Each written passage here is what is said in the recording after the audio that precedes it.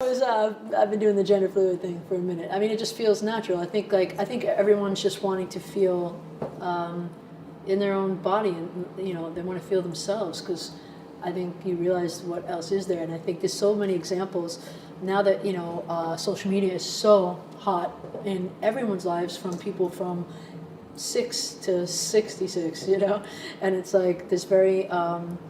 It's very easy to watch people being themselves all day long, and I think people want a piece of that for themselves. So, and then they think, what is entailed in being myself? And that's why I think we have such a spectrum going on right now, because everybody has a different idea of what's themselves. People talk about this genre, emerging genre of queer pop, of LGBT artists reclaiming their sexuality through pop music. Is that true, or do you think you just talk about your life and your experience? No, I think people are doing it more and more. I think people are, emboldened by, again, social media and seeing people live their lives truthfully, and yeah, definitely reclaiming that as the right of women to do that for women, men to do that for men. I don't know that it's any better. In some ways, I'm not, glorifying, sexualizing people, but I think that, again, done responsibly, and if people are,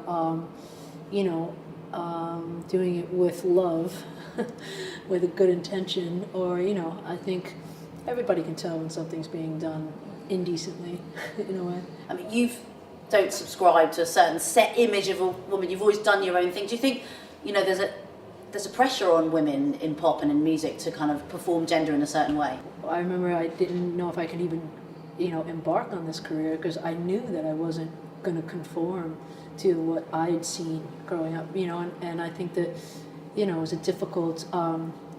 difficult foray into the business and into my own doing of the business, where I went after it, because I was like, oh God, this is going to be a bitch, It's going to be hard. How did you do it? Did you just find the courage, or? I just kept doing it. It was just like, knocking down, and just trying to get better at myself. Because, you have role model, there's been so many role models, like some of the ones like Melissa Etheridge or Tracy Chapman or someone like that, back in the day. And you think to yourself, like, how did they do it? They did it. They had great songs. That was not easy to get through as those two women in that time. And they did it because they had great songs, and that's what I think is, that's what it takes. But do you think you got knockbacks because you didn't subscribe to that particular, when you first started out? Yeah, you're starting, it's like a handicap, a little bit, sometimes, not so much now, but I think, even now, I feel like, there's a quota.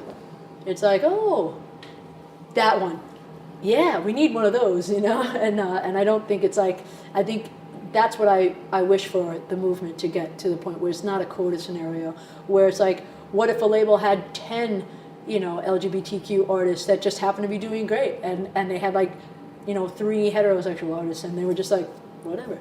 But, and it was just because of that was what was great at the time.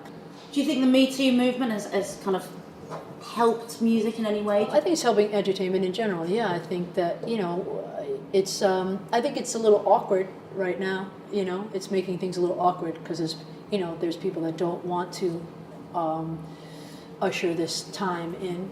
They're fighting it for sure, I'm sure. But I think that, every movement goes through awkward times, and I think, but that's no reason to shy away from it. It has to be done. It's just something, it's part of our evolution. Now, you famously talked about your ex-girlfriends and your music. Is that just because life happens, or is it important for you to talk about your sexuality in your music? Well, I'm a sap, no matter what part of the spectrum I was on. I feel like I just that's what moves me emotionally a lot of times.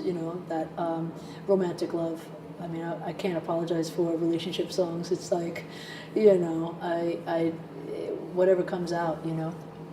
That's why I think relationships are so complicated, because you relived your past through your lover a lot of times. So it's not only just about that. It's about my worldview and what I've been through.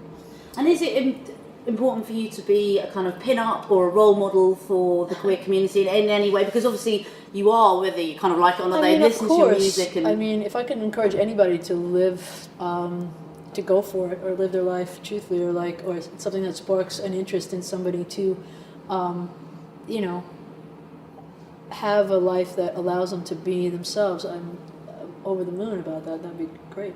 I'd like to know if there's more people going for careers in, music now as opposed to before, because just like I feel like people can really see all kinds of people doing it, and they can see all the stages. It's like, it's really like, as a kid, if you get to like see a YouTube behind the scenes of your favorite artist and what they went through.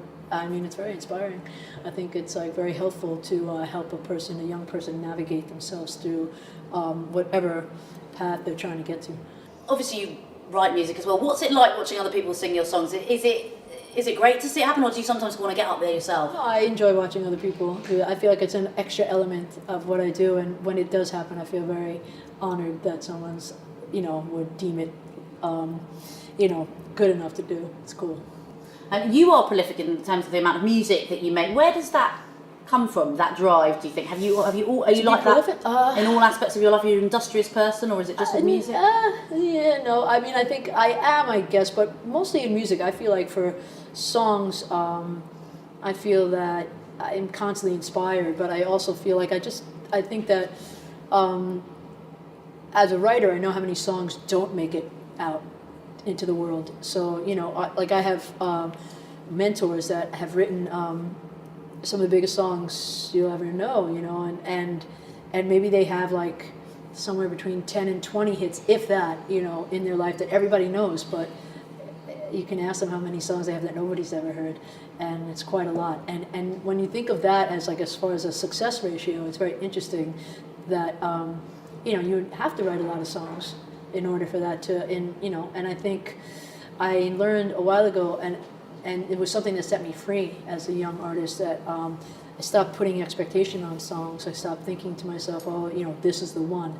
This is the one. It's happening, because it's first of all, it's disappointing, and it's distracting you from doing more work. When Lost on You did so well, I was already maybe 40 to 50 songs away from that song. I had no idea, and a lot of people didn't have any idea. Like I've told many times, I was dropped from my major label at the time, after I played them that song and a couple others that did quite well for me. And, that's just, one man's trash is another treasure. I say it all the time, but it's true, and it's just something that I feel like if there's one thing I could, leave to other artists, is that, because I feel like it's really important for you to know that your life doesn't depend on one song.